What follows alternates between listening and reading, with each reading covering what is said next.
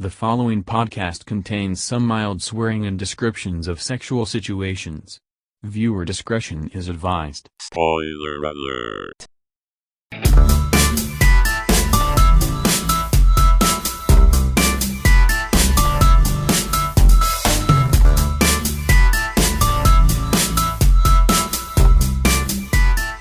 Third World Cinema Club. Welcome to Third World Cinema Club. Hello. Yay. This is a very special episode. So, I'm John Tawasel from Present Confusion. I'm Princess Kinok of Film Police Reviews. And our special guest for today, the multi-award-winning director of films like Manang Biring, Paglisan. Please Love introduce Bites. yourself. Hi, I'm Carl Papa, director and everything. At iba pa. slash. So here, we're just gonna talk, Yes. talk about stuff. Yes. Go. Carl, actually, I noticed you first nung way back. Meron ka dating blog? Whatever, Carl? Oo, meron. Tapos tinamad na ako. Tinawag ka na. Nakatawag sulat minsan eh. Ayun. Parang so from that, when did you start parang thinking na, I think I can get into film? Hindi. Actually, gumagawa ako, may website and blog na ako even nung high school pa lang ako. Matagal na yun. So, mas matanda ako sa inyo. So, matagal na yun. Tapos, dati, ginagawa ko lang, parang yung nag-aabang ng Oscar. Like, tapos, nung nag-college ako, sabi ko gusto ko eventually makatry. Kaya nga lang, nung time namin, mahal pa ng camera. So, nung nagkatrabaho na ako, parang doon ako nag-start na, okay, itatry ko nang gumawa. So, nag-start ako with short films. Tapos eventually yung vlog ko, nakalimutan ko na gawin. Kasi iba na yung mga sinusulat ko. Pero do you have will you have background in film? Wala. Really? Wala. See, kids? Are you listening? Computer science. Okay. Yung peg mo talaga from the start is animation. Animation, tapos naglalaro ng konti sa experimental. Pero kung sa animation, more of traditional talaga. Traditional animation. Okay, so ano yung as a cinephile, ano yung film na nakatatak sa'yo na gusto ko maging filmmaker? Dami.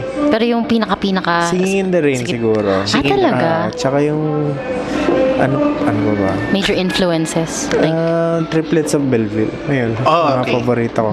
French? French film. French film. Okay. Yun, ganda yun. Blitz.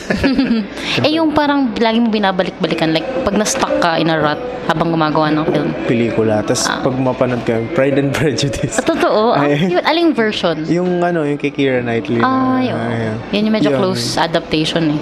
Yun. Yun yung parang kahit ilang beses ko panoorin, parang saya ako ulit. That or Mean Girls. Mean Girls, Mean Girls, pwede na. Oo nga. Pampataas confidence. Parang, ang ganda kaya ang pagkakasulat ng Mean Girls. Parang you wouldn't expect na parang ganun siya ka-witty. Oo nga, Stina Fey, no? Oo. Ano pa ba?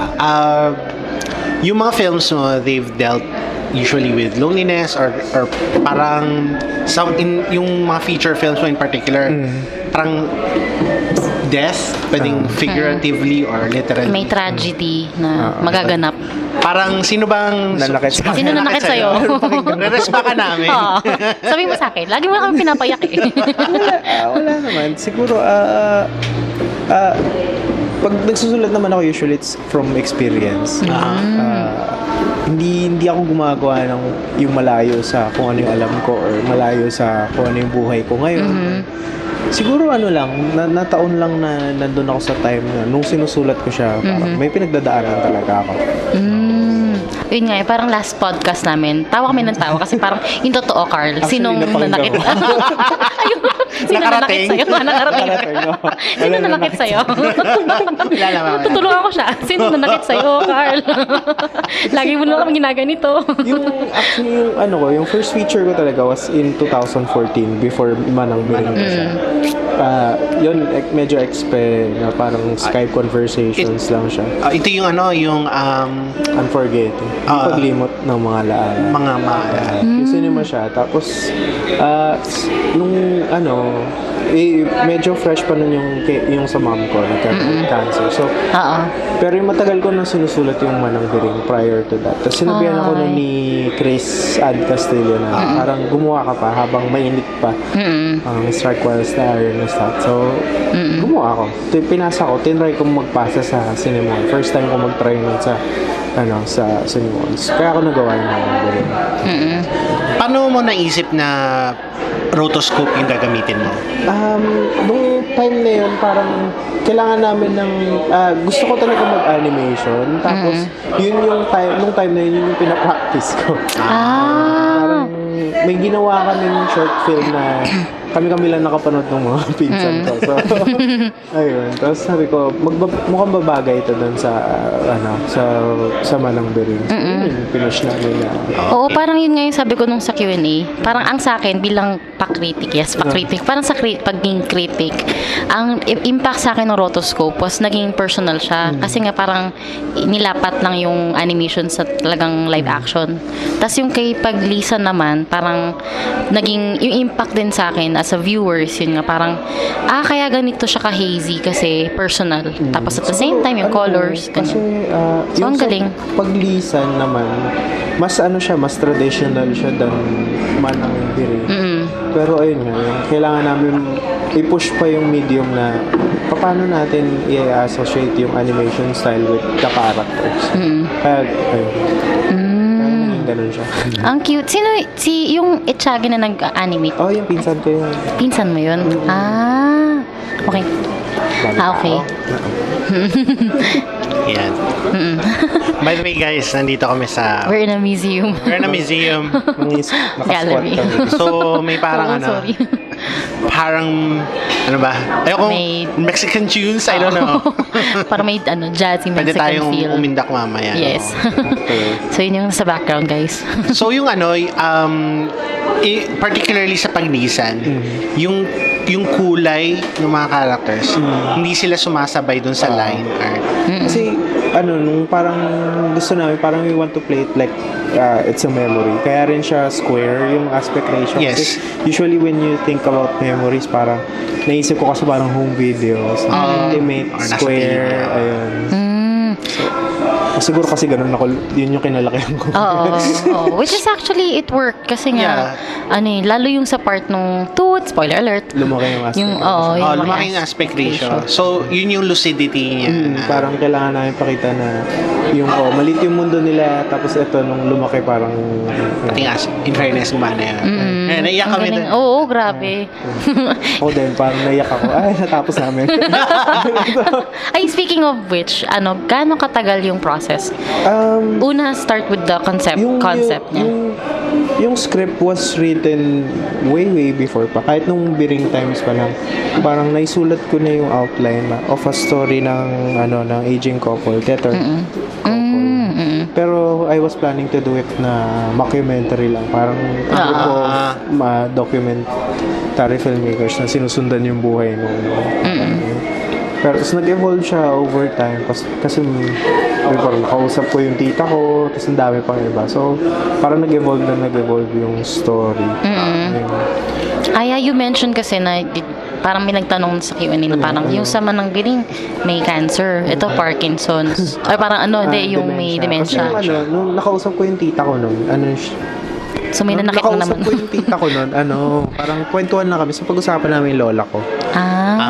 Tapos naalala ko yung nung nag-Skype kami, na parang hindi niya ako maalala. Tapos lagi kami yung ganun yung nagsasabi na, kilala mo pa ako. Okay. Kaya, ergo ganun yung kinalabasan din ng Skype conversation, yung FaceTime conversation. In fairness, very effective yung part na yun parang di ba rin yung previous film mo parang Skype conversations din, parang may konting hugot ba? Yun naman actually ibang tita naman. Ibang tita? Dami yung tita. Parang nung kapatid din, yung parang younger sister ng mom ko, parang sa kanya namin kasi kinikwento yung nangyayari sa bahay. Kaya nagawa yung first film. Okay. Tsaka ang ganda kasi nga parang maraming makaka-relate kasi yung yung closeness nga nung family nandun. Kaya at the same time, yun, di ba yung kunwari, yung character ni Junjun Quintana, kahit nasa malayo siya, parang pinilit na parang umuwi. Para makasama yung parents niya kasi nga may rift na silang dalawa. Yung isa sa pinaka-favorite kong takes sa Paglisan, yung kay Manny Pangaroy, na actually nandun din siya sa film, by the way, na tipong, yun nga, it examines yung pagmamahal in the midst of parang the decay of the mind. Tapos in-explore din niya yung multiple meanings ng paglisan. So yung paglisan ng memory sa tao, yung literal na paglisan. Yun. Actually, yun nga, nung nag-isip ko yung title, kasi sobrang sagwa ako mag-isip ng title. In fairness, ang ganda ng mga title ng Akala ko nga, mga isipin films nila, mo. ay, Kukichua song to.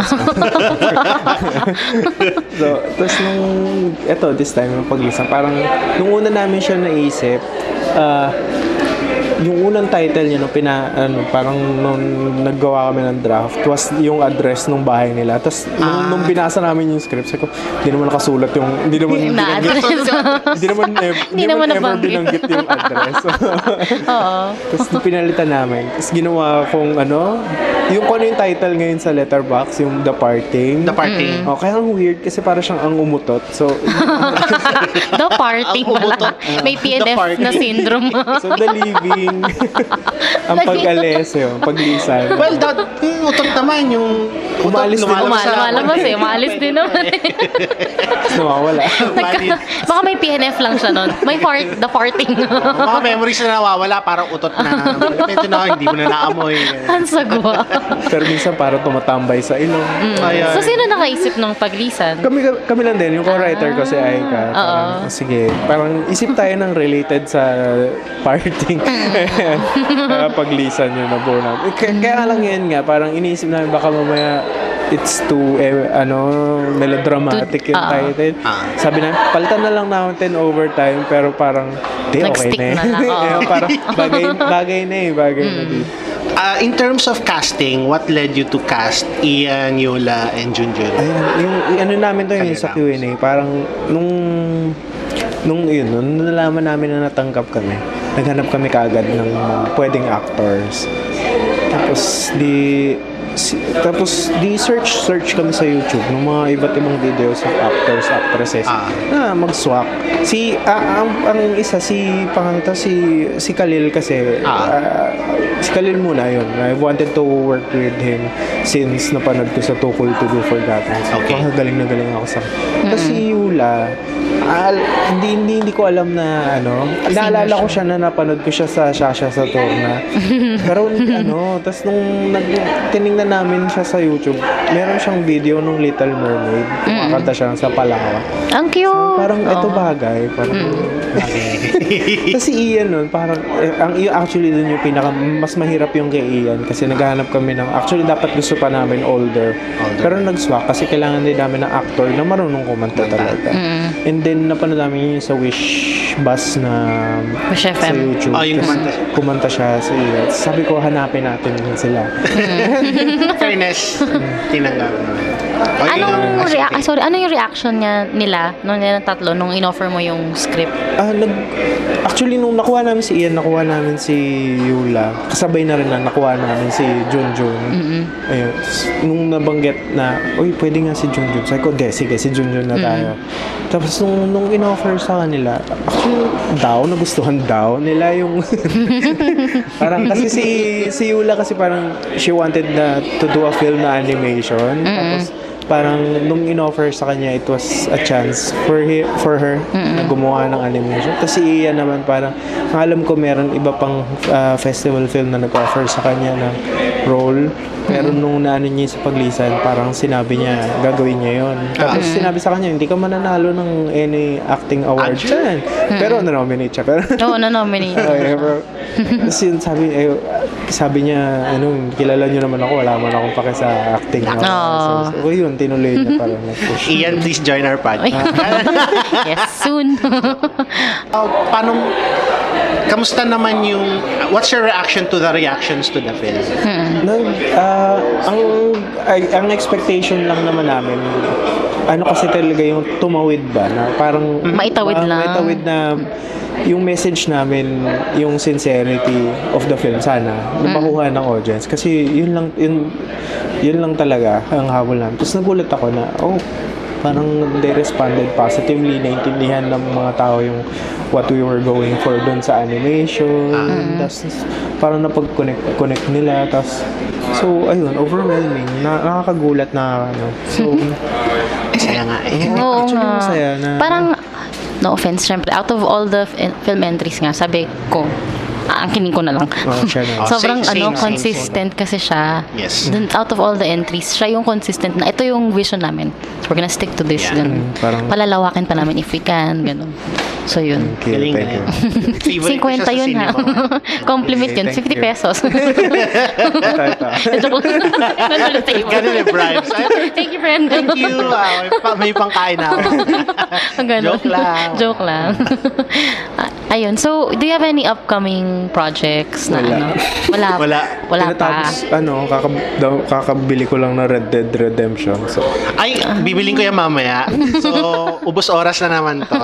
para siyang Hateful Eight meets GTA 5. Yun eh. Anime yun? Anime? Video game. PS4. Oh my God. Para kang cowboy. Yung unang Red Dead Redemption, Diyos ko, naubos ang buhay ko doon. Kaya nung gala, bumili ako ng Spider-Man.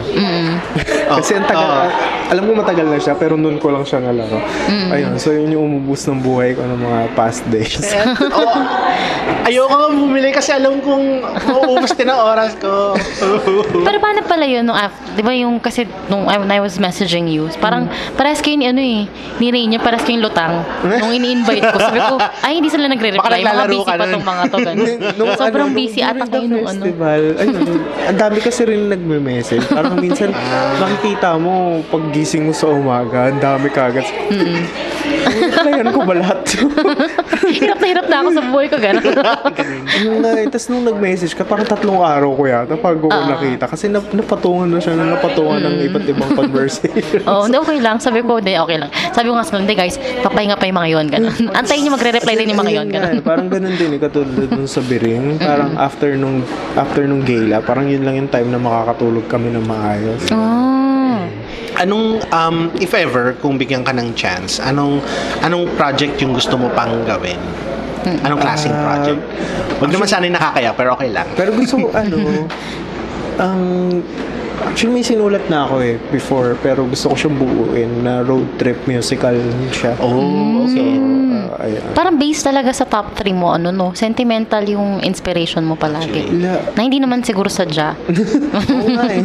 Parang, Mean Girl sentimental. Oo, tapos yung sasabi ko mga pelikula, sasaya. Actually, yun yung maganda sa mga pelikula mo for me, na tipong hindi siya overtly melodramatic. Na tipong bigla ka na lang Sasaksakin sa likod. Backstabber. With emotions. Kung may popcorn films, yung sa'yo may backstabbing part. With emotions. Actually, isa nga sa magandang compliment na natanggap ko, yung for Biring din lalo. Yung nasa Nara kami, parang sinabi niya na sila, parang mahihirap silang mga tao, pero masasaya sila. Ayan, yun yung sinabi ng isang kasali. Oo. Competition. Hindi ko alam kung na-gina-joke niya lang. Hindi, totoo. Binibilog lang niya. Kasi sabi ko, parang rin ako, nung pinanood ko yung Manang Biring, maganda siya kasi, animation, ganyan. Tapos parang I came there na mag-isa, tapos unaware sa mangyayari sa susunod na kabanata, ganun. Tapos yung same din kasi sa mom ko nga, nilagay ko sa review na parang, alam ko yung experience na yun. Parang, kasi yung may part doon na kinakapa niya yung self niya. Sabi ko, tangin na mo. Ay, sorry. Tangin na niyo. Sorry po, tangin na niyo. Ganyan din ako with my, yung grandmother ko naman, namatay siya of breast cancer. Parang siya yung isa sa major inspiration sa akin na pagdoktor. So, nung nakita ko yung sa Manang Biring, parang siya. So, tapos yun sa paglisa naman, yung sinabi, yung kay Philbert, tapos nung nabasa ko yung sir, actually, una ko nakita yung picture niya. Ang ganda mo mag-review, nakakatawa. Oo nga. Thank you. Yung fisting, ay, ganun. Ay, picture. Experimental, Famous. Experimental film reviews. Ang kulit na to yun. Parang makikita mo agad, okay, hindi niya nagustuhan. Pero masaya yung fisting, I like fist. Oo, masaya ka naman dun sa picture. Halata naman, guys, kung hindi ko gusto. Basta nakahilata ako. Yun yung ayaw. Pag mga walling, almost. Gano'n. Hindi ka nakadapa.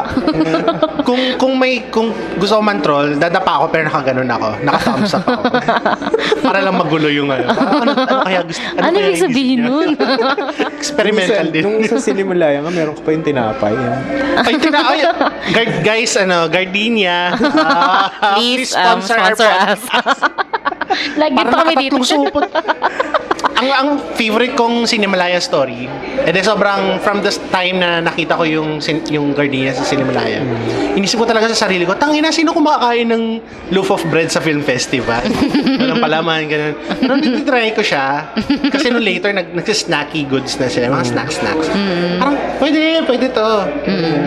Kasi yung iba, nagbebenta sila ng sandwiches, na may palaman na sa loob. At in fairness, masarap siya. Yung as, talagang pinaplug ko na sila. May isa dyan na yung palaman nila parang strawberry na pastillas. Tapos it's exactly as it sounds. Parang siyang pastillas na strawberry flavor.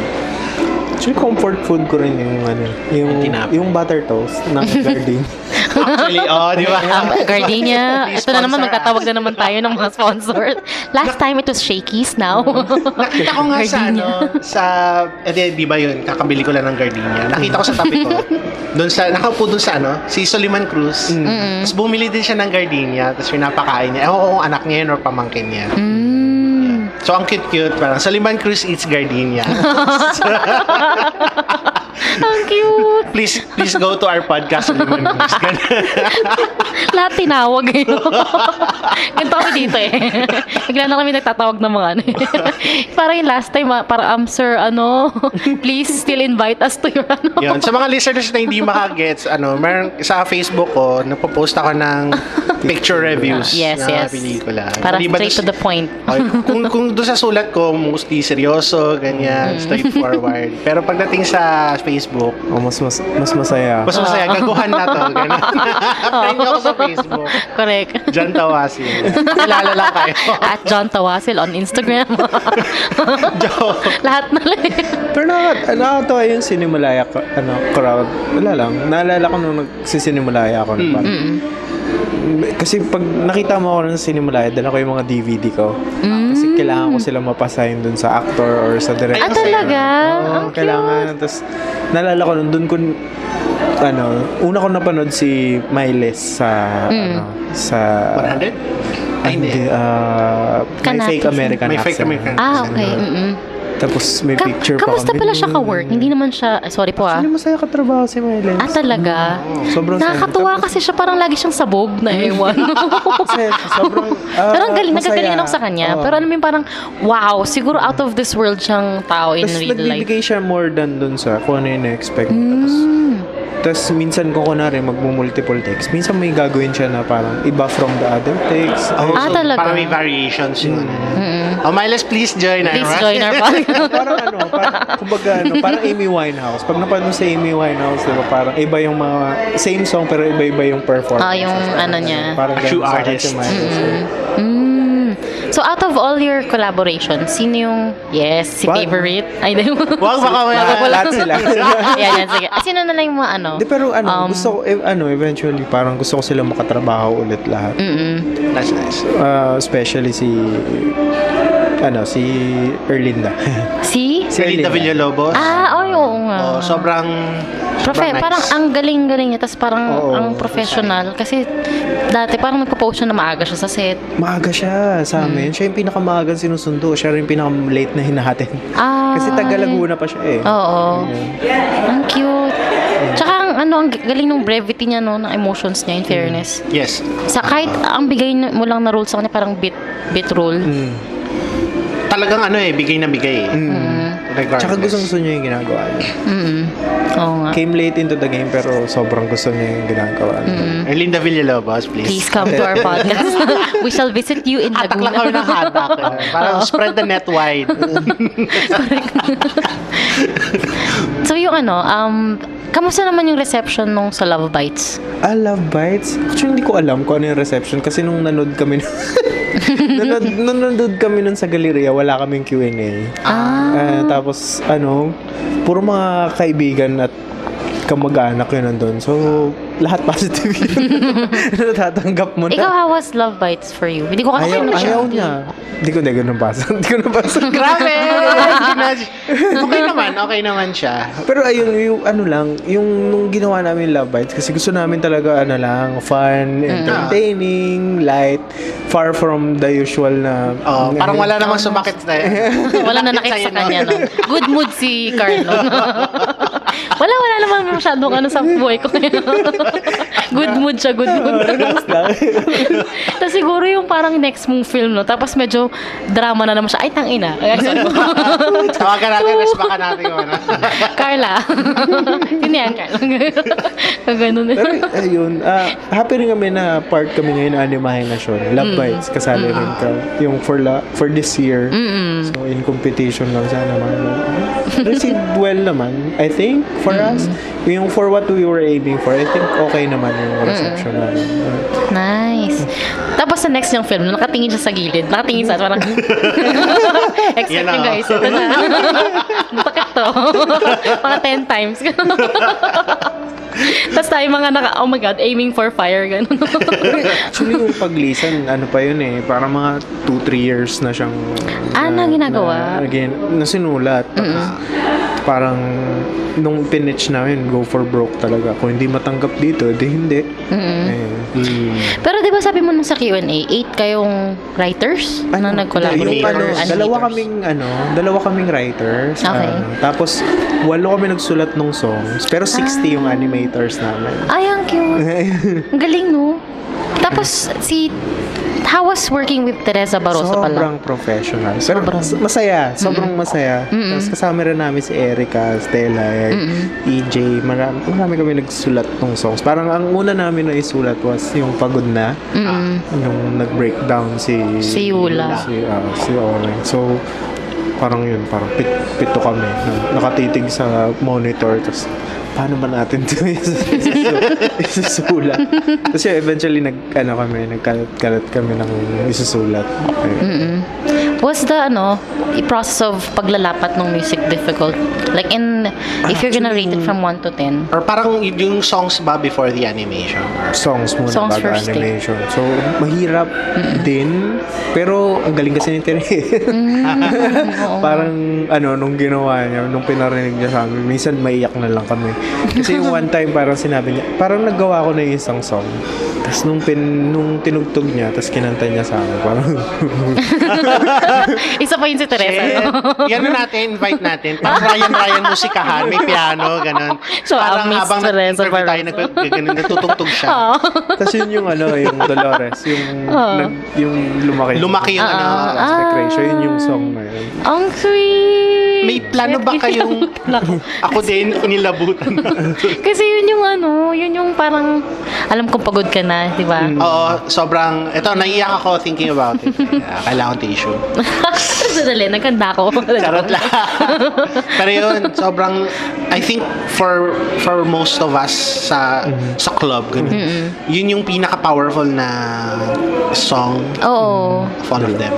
Kasi Kasi parang akala mo all this time selfish si Ian. si Ian. Pero he's trying eh. He's trying. Hindi lang talaga nakakaya. Hindi kaya. Actually, yung question sa utak ko nun, parang hindi ko nga alam kung paano ko siya isusulat. Sabi ko, ano kaya to? Parang selfish ba si Yula o selfish ba si Ian? Actually, yun Parang- yung inaano namin sa umpisa, parang selfish sila parehas. In a way, na si Crisanto kasi parang selfish siya kasi gusto niya magstay pa yung asawa niya. Too selfless na nung kailangan na umalis ng asawa niya. Kasi nayaan na lang Hinayaan niya. Kasi si Dolores kasi suffering from depression eh. Kaya yung may usapan sila na may doktor siya dati na hindi niya na napupuntahan. Ayun. Si Dolores naman parang selfish kasi in a way na napababayaan niya yung sarili niya. Oo. Tapos Tapos kailangan sinisisi naman niya na- kay Crisanto na. Tapos from selfish to parang self-love. Kasi kailangan niya rin alagaan yung sarili niya. May point dun yung nahiwa niya yung sarili niya. Tapos wala lang. Pero Oo. nung nahiwa niya si Crisanto, iba yung reaction niya. Ayun. So, parang inano namin na parang hindi niya na kayang mag-alaga ng ibang tao. Much so yun sa kanya. Actually, ano din yun eh, yung I have experience din with yung mga long-term na caregivers na talagang sobrang draining siya emotionally and physically. So, I think na-capture very well yun dun sa pelikula. Mga ano, lalo na yung mga may time na nung nagte-training pa ako, nag-rotate ako sa hospice, tapos meron doon, syempre mga anak or mga kamag-anak, sila na lang yung nag-aalaga sa magulang or asawa nag-aalaga sa asawa. Ganun. Makikita mo talaga sobrang i-dedicate mo talaga yung 100% mo doon sa buhay ng tao nag-aalagaan. True. Correct. Tsaka kasi parang minsan, pag nanonood ako ng love stories, rom-com or romantic films, parang it would come to a point na parang may question of logic na, okay, ano bang unahin mo? Yung rational or irrational? So doon, parang, shit, ito na naman siya. Parang, kanino ko papanig? Kasi may point sila parehas. Ganun. So that's when a film becomes effective. O, 50 na naman yun. Nakuha mo ba? Tinanggap eh. Nakarami na kami ngayon. Nakoko. Pero yun nga eh, it's for me yung best love stories yun nga eh. Yung mapapaisip ka. Ayun, hindi naman totally mapapaisip. Pero, you can root for both of them oo. na hindi lang yung tipong yung mga ibang pelikula dyan wala mang kinikita pera yung tipong hindi ka grabe talaga ang Star Cinema, please come to our podcast one time. wala, blacklisted na ako dyan. Charo. Yun yung mga surprise motherfuckers mo. Gano'n. Nako, sino ba si Charo Santos ba yun? Ganun, Surprise, bigla siyang- marapaka. Gano'n. Biglang tumanon siya sa gilid. Wow!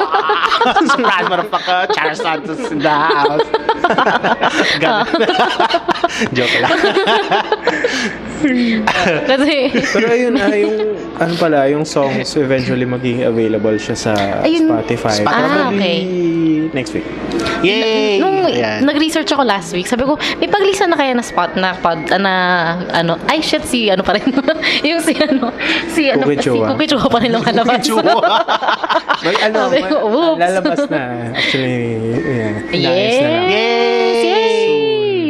Very soon. So, promotion. Promotion na. Guys, please watch out for Paglisan on OST. Spotify. Yes. Spotify.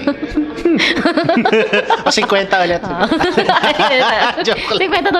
50. Actually yung song kasi parang medyo may takot din kami na baka mamaya kami lang na Ayaw kayo lang makinig, ganun? Hindi, Ala, kami hindi lang naman. nakakaintindi, kami lang na hurt. Ay, hindi naman. Di naman.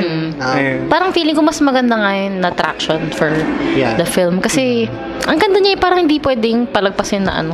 Gaya nung yung like yung Changing Partners, di ba, ni-release nila yung soundtrack nila. Ang dami naman nakinig. Ayun pala, may nag-bring up ng question nun sa Q&A na gusto ko lang i-share sa kanya. Parang may nagtanong kung may plano ka bang i-gawin siyang play. Wala sa amin yung rights eh. Pero yun, paano pala yun? I mean, is there like a process na parang pwede mong, I'm not sure pa kung like, pwedeng Hindi- bilhin ng kamag-anak yung rights, tapos, hindi ko pa na-explore yung kung paano kung kunwari i-adapt somewhere. Actually, may kumausap din sa akin ganun sa Forbidden na Kung pwedeng i-play. na gagawin daw na black yung bida, parang ganun. Ay, ganun? Oo. Foreign siya? Foreign siya? Nakalamit Talaga? ko sa Japan. Wow! Parang nakausap. Parang naisip niya daw, what if ganito daw, African, si Bering, ganun? Or US, African-American? US siya. Oh, African-American. wow! Ini-imagine ko tuloy, si Manang Biling Oo nga African. eh. Ayun. No? Tapos si Manang Biling lang yung, ay, racist yung ko, joke pa. Ay, hindi na, hindi ko natutuloy. Hindi ko natutuloy. Ma-blacklist pa tayo. Nung mga may nagko-comment na parang maganda rin to na gawin kong stage play or musical. Baka nga, kasi feeling ko madali rin yung setup kasi nasa bahay lang sila. Tapos yung sa party, di ba? Yung nag-disco silang tatlo. Parang pwede siyang kasi puro lights lang yun, sa di ba? Bering, ganun din. May Oo. nagtanong din, what if gawin siyang parang stage play? Musical. Pero ayun, open ako to it, pero hindi ko pa alam kung ano yung legalities na that comes with it. Yung mga rights. Have you ever thought of directing a live action Movie? na movie?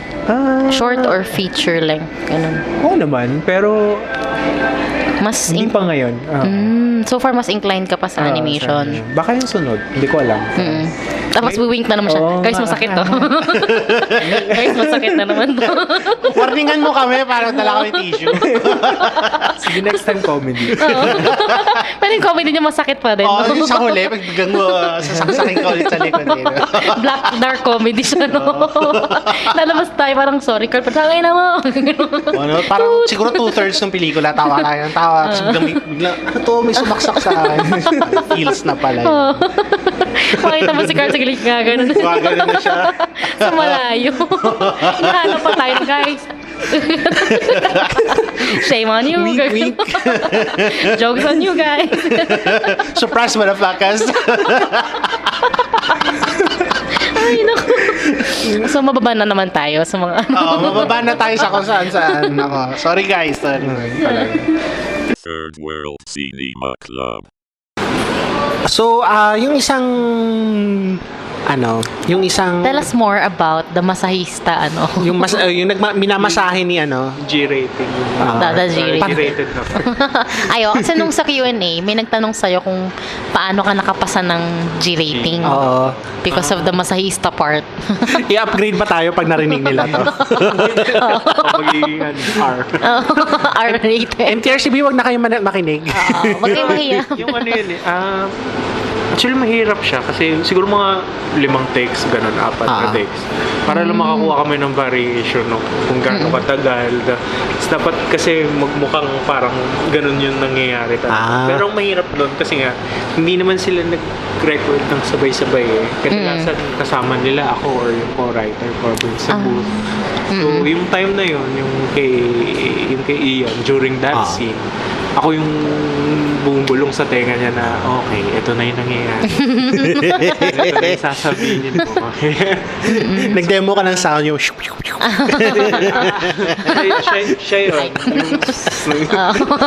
Siya na yun. Sa kanya talaga yung part na yun. Ang galing. Parang nung una nga sabi ko baka pwedeng kami na lang para hindi awkward sa kanya na gagawin niya yun. Pero sobrang cowboy ni Ian dun sa may mga deleted scenes ba na pwede mo i-share? If ever hindi to makarating ng DVD ganun. Ano pa ba? Merong part na yung bago yung nag-exercise sila, dapat parang parang sinampal dun ni Dolores si Crisanto. Pero yun, inalis ko na rin. Parang mas touching na lang yung part. Oo. Ay, may question pala ako. May, yung dun sa yung sa kanta dun sa psychiatrist. Di ba sabi mo yun yung pinakasabog na kinumpos mong kanta? Alala mo ba yun? Yung sa psychiatrist? Yung yung eto na naman. in-interview siya. Ano ba yun? Ang nangyari doon, kasi sinulat yun ni Haika, tapos parang in-improve pa namin ang in-improve. Tapos nung ginagawa na namin siya ng tono, ang hirap kasi kailangan magmukha siya na parang frustrated. Parang may dami pumapasok sa utak niya na kinakausap siya. Tapos umabot na kami ng umaga, wala pa rin kami nabubuo. Tapos nung parang meron kami natunuhan for a while, tapos tinulog muna namin. Tapos pagising namin mga alas 7, alas 8, sabi ko, sige nga tutugin mo ulit, tapos kakantahin ko. So, yun, parang dun na nagsimula. Tapos na-record namin ng parang parts. Tapos eventually nabuo namin siya ng ganun. Ang ganda nga kasi catchy siya nun. Catchy siya. Tsaka based siya sa mental status exam, talagang ginagawa yun ng psychiatrist. For yun nga, mga memory impaired. Yung sasabihin, nasaan ka ngayon, anong petsa ngayon, ano pangalan mo. Ano yun? Nakakuha mo yun from... Research. Research. Yung, paano nga pala yung for both bidding and this film, paano ka nag-go about researching medical? Mas mahirap yung research this time kasi yung lola ko nung nagka-dementia siya, nasa Amerika siya. So, ang siguro nagpadali lang kasi yung caregiver ng lola ko was my aunt. So, parang doon ako nagtatanong sa kanya. Tapos, I see. Tapos, may mga nakausap din ako na nurses, doctors, tapos kung paano yung nagiging Tapos yung sa biring kasi, mas first-hand experience ko siya kasi every time na yung sa mom ko yung magpapatingin siya, kasama ko. So technically, ikaw yung caregiver. Okay. So, other than that, you nag-participate ka rin sa isa pang Cinema One film, yung Aswang. So, could you tell us a bit about your process in writing, co-writing the screenplay for this film? Yung initial story, parang pinitch, hindi mo pinitch, parang kanento sa akin ni Ray. Pero ayun, parang sabi ko, kailangan pa siya mas may punch. Tapos eventually, parang nag-collaborate kami. Sige, gawin natin ganito. Pero ayoko kasing ayaw mag-interfere masyado kasi baka mamaya mawala yung boses niya. Kasi pinangalagaan ko rin nung sinabi niya na collaborate kami doon kasi siya yung magiging director. Gusto ko ma-retain yung vision ni Rain doon sa ayaw ko na parang masapawan siya. Dapat collaboration talaga. Parang nakatulong ako sa kanya. Ayun, ganun, mas gusto ko na ganun yung maging effect. Hindi ko alam kung ganun yung gusto. Parang ginaw ko nga dun sa isang friend, sabi ko, si Carl pala kasama nila nagsulat dun. Akala ay may nakakatawa pala siya. Sabi ko, hindi lang pala siya nananakit mo. hindi lang pala siya na tayo papaiyakin, parang gano'n. True the Fire, favorite ko yun na sinulat. Ay, True the Fire. Through the Fire. Yung sa Ay, sa Aswang. Sa babae lang. Ay, Yung sinusunod ko nakatawa ako. okay, sabi niya, alam namin may plano ka. Through the Fire? Parang gano'n. Ayaw nga, in-expose niya si Aswang. Ayun, tapos eventually talaga sa'yo, in-improve namin, tapos pinasa namin sa bago. Tapos naalala ko nung announcement to sa Cinema One na kung sino yung mga makakapasok. Pinapagalitan pa kami ng boss namin. Tapos biglang tumatawag si Rain sa akin. Tapos napanood niya, oy, pasok tayo mo. Yes. Siguro since mahilig ka din sa anime, tapos si Rain, di ba mahilig sa comics din? Kaya doon kayo nag-jive? Parang si Rain kasi mas ma-folklore. Pero ayun nga, yung collaboration namin, ayoko na, gusto ko mas yung vision. Yung vision niya. Gusto makatulong talaga ako sa kanya. Third World Cinema Club. Medyo slightly joke na tanong, Carl. Kung magkaanak ka, pangalanan mo ba siyang Ketchup? Hindi. After Ketchup, yung mga iiwasan ko, mga ano ba? John? Tali. Tali? Bakit tali? Papa Tali. Hindi ka tali papa. Tali Di Papa. Maraming pwede. Chino. Sino pa? Sino? Wala na, blacklisted na tayo. Wala na po.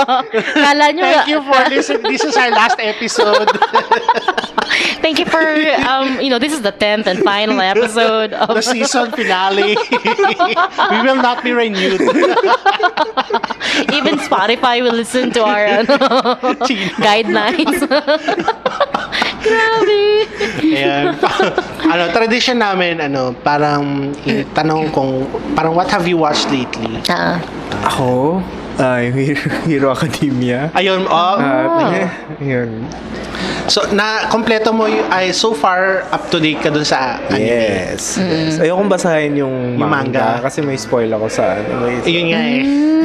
Nag-iipon ako ng episodes para isang bagsakan. Tapos na yung last season. Talaga? So, pwede mo na siya panoorin. Technical season 3 na yun, no? Sige, manunod na ako. Okay. Excited na ako dyan sa akin.